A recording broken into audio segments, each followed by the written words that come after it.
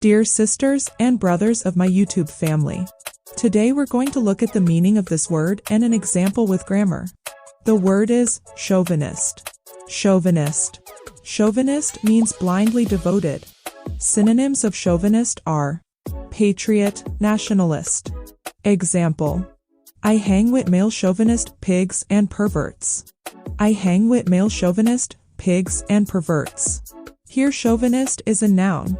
A noun is one of the 8 parts of speech. A noun is a word that represents a person, thing, concept, or place.